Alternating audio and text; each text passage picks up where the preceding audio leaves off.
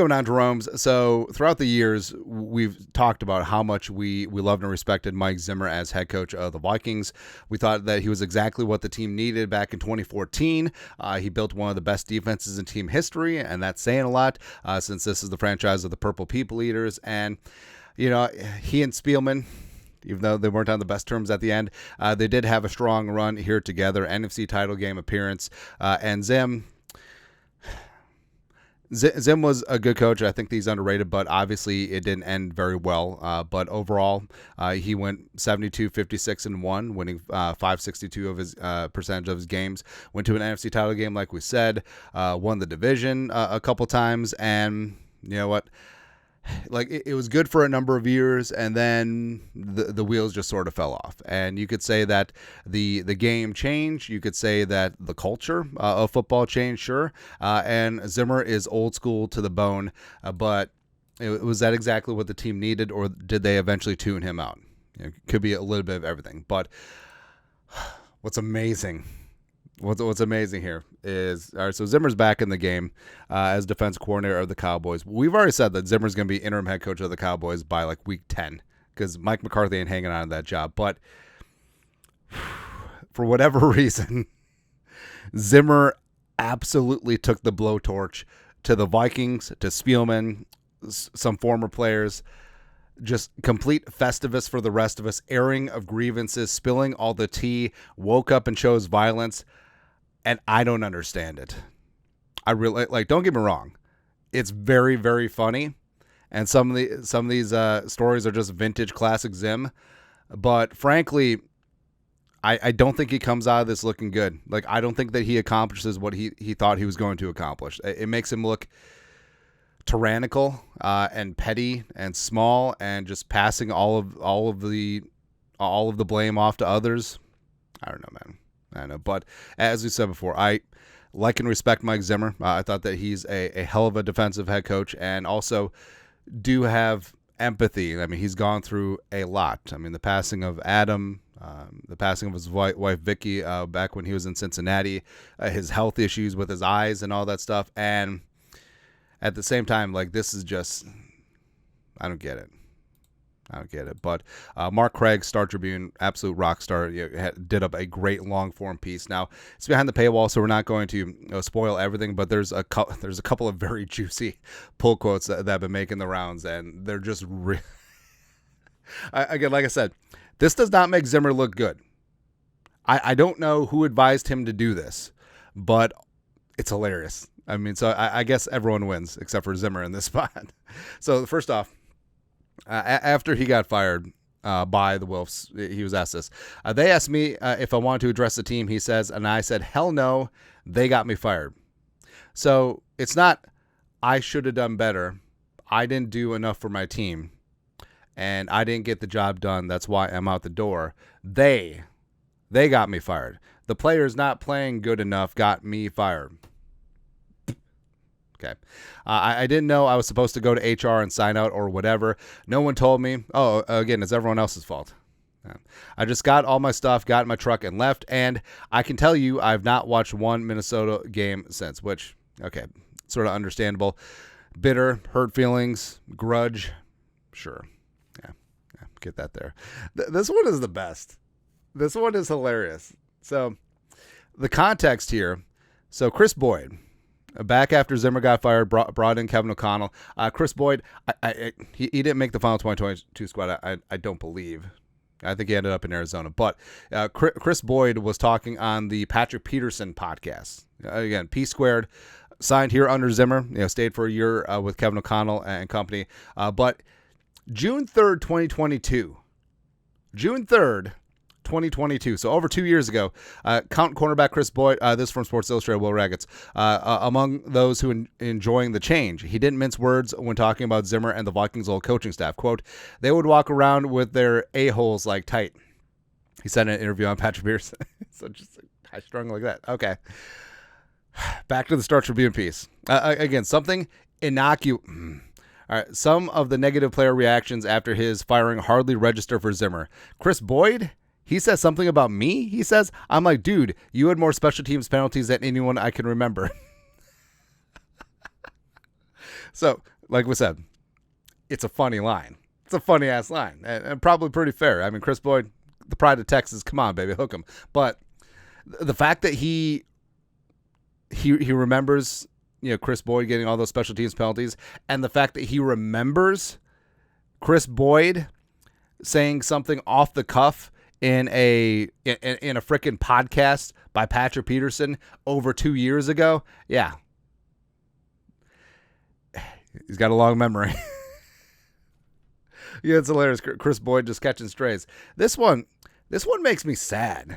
This one just bums me out, man. So talking about how players like Eric Kendricks, fear-driven organization, then he and Kendricks talked and made up. Now Kendricks is the inside linebacker back with Cowboys, reunited with Zimmer, but Strib.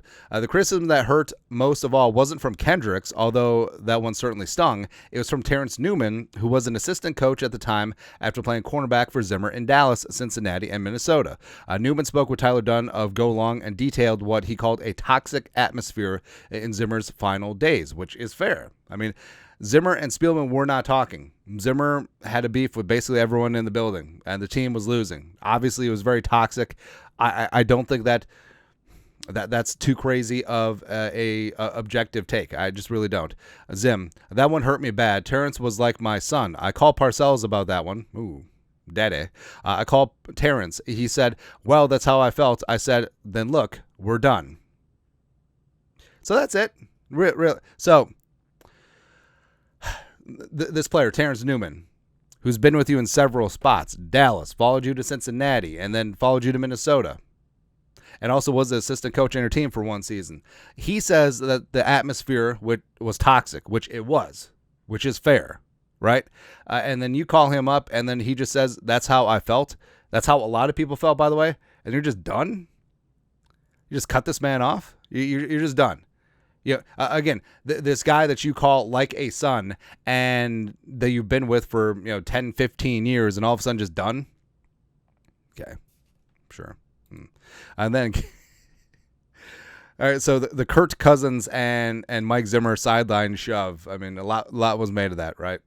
Also, the thing I love most about Zimmer is that when he his final season, he was like, "Well, me and Kirk are watching film together." It's like MF or this. It's like year 4. It's like, how come it took so long to watch film? But yeah, the sideline dust up. Paul Allen, 9 to noon, was talking about it. Players weren't the only one to feel Zimmer's sting. K-Fan radio personality and Vikings play-by-play announcer Paul Allen used to co-own a racehorse with Zimmer. It's probably a slow horse. It wasn't even a quarter horse. It was an eighth of a horse. Zimmer bought him out after Allen said on air that Zimmer snapped during a famous sideline exchange with quarterback Kirk Cousins. When Cousins punched Zimmer in the chest, grabbed him, and screamed, "You like that?" Following a last-second comeback to beat the Lions. Hey, I pushed Kirk back pretty hard too, Zimmer says for the record, but I just didn't like what PA said. We're supposed to be friends. Why you got to talk about me? Unfortunately, I hold grudges. That's just how I am. Oh, no poop. No poop. I mean, again, what's it supposed to be? What is PA supposed to say? Oh, it's all sunshine and rainbows, and it wasn't really a tussle. It was just more of a brother. It's not the brotherly shove anymore. This is the brotherly shove. It's ridiculous, and it buys out his racehorse. Again, stupid and petty. That's it. And the coup de grace. So, yeah, I mean, the scuttlebutt was Zimmer and Spielman basically just straight up did not talk during their final year together in Minnesota in 2021. And, oh, hey, you think that might have contributed to the toxic environment that Terrence Newman rightfully pointed out? Zimmer and Spielman barely spoke to each other in 2021. I just said that. I haven't spoken since. Spielman has texted, but Zimmer hasn't responded. The fallout began on draft day in 2021. Basically, Zimmer talks about how Spielman tried to trade up for Justin Fields, which I still doubt.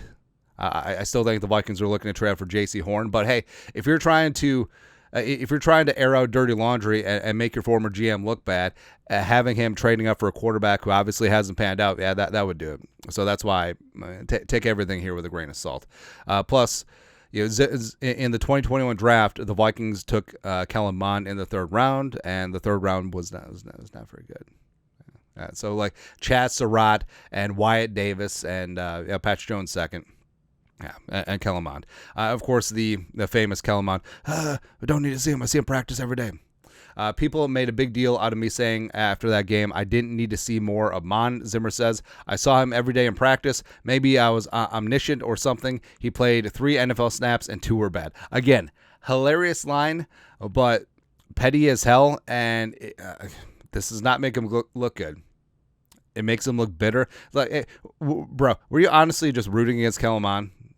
Did you just want him to fail? Like, with a proper offensive-minded coach with Kevin O'Connell or with the Browns, you just want him to fail just so you look good and just so it just continues a grudge here against Spielman? So stupid. But, so he did validate one of my favorite conspiracy theories here. So, all right. The 2019 team went to New Orleans for a wild card playoff game as a 7.5-point underdog. Zimmer thinks he might have been fired that season, even though the Wolves issued a vote of confidence before the game. Rumors were circulating that Jones, Jared Jones of the Cowboys, wanted to hire Zimmer as head coach to replace Jason Garrett. I had a year left on my contract, and I screwed up and won the game. Zimmer jokes now, it was all you. It wasn't the players. So again, when things go bad and you get fired, it's the players, but when you win, it's all you. McCarthy got the Cowboys job 2 days later. That's exactly what it was. No, the conspiracy theory was if and when the Vikings would have lost that wild card game against the Saints in New Orleans, Zimmer would have been fired. He would have been hired by the Cowboys. Vikings would have elevated Stefanski to head coach, but instead he got the Browns job in 2020, and that's exactly what happened.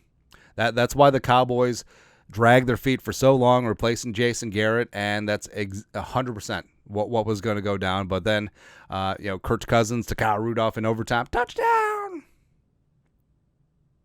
It's so funny, like how that changes history. Because Stefanski, I think, would have had success here. I mean, would Kirk Cousins still be here? Would he have not popped an Achilles? Would the Vikings have had the same success in 2022 and beyond? Who knows? Who knows, man? All right. And lastly, so this one's just future in football. Zimmer doesn't think he'll get another head coaching job. He's not even sure he wants one. Guys with worse records than me have gotten second chances, but I don't see that happening because of my age, Zimmer says. Zimmer's 68 right now.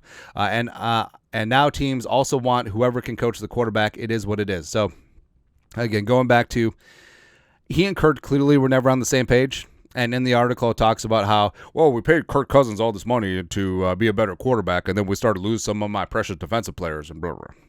Yeah. But it's clear that he never was on the same page the quarterback. Even though he had a good relationship with Teddy, football-wise, it didn't seem like they were connected. Zimmer was basically just a defensive coordinator with the challenge flag. And we said ad nauseum, yes, they found some success early, but if they want sustained success, if they want to go to the next level, he's going to have to learn to be the head coach of the entire team. And I don't think he ever fully bought into that. So frankly, I think that he's fine now in Dallas just coaching one side of the ball because that's all that he really ever wanted to do.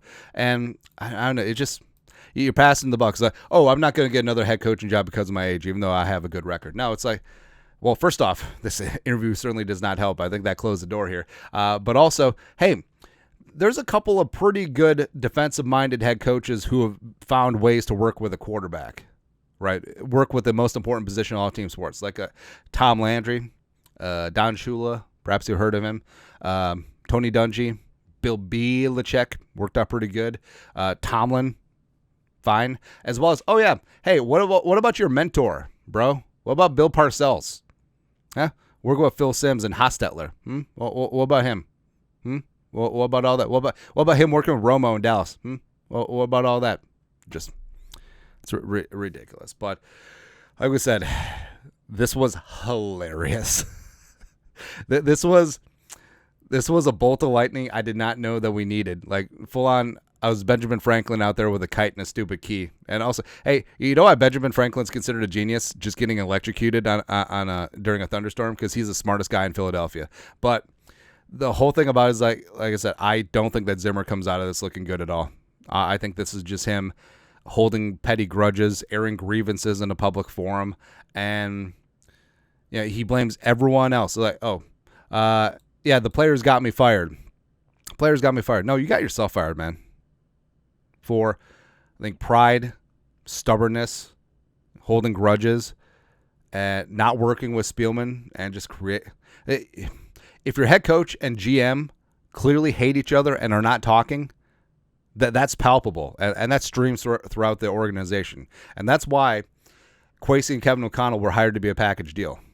Or, Kwesi was hired first, you know what I mean? But their working relationship is important to this team, important to the ownership, important to the success going forward. It's ridiculous. Also, it's great too. A bajillion percent. That's why Spielman re-signed Kyle Sluter at the end of 2021, because Zimmer hated Kyle Sluter. Yeah. Anyways, your thoughts are thoughts. Zimmer just completely went all Festivus. And it's pretty damn good. Let us know your thoughts, our thoughts, comment section below. You guys are the best. You know what to do. Skull production value.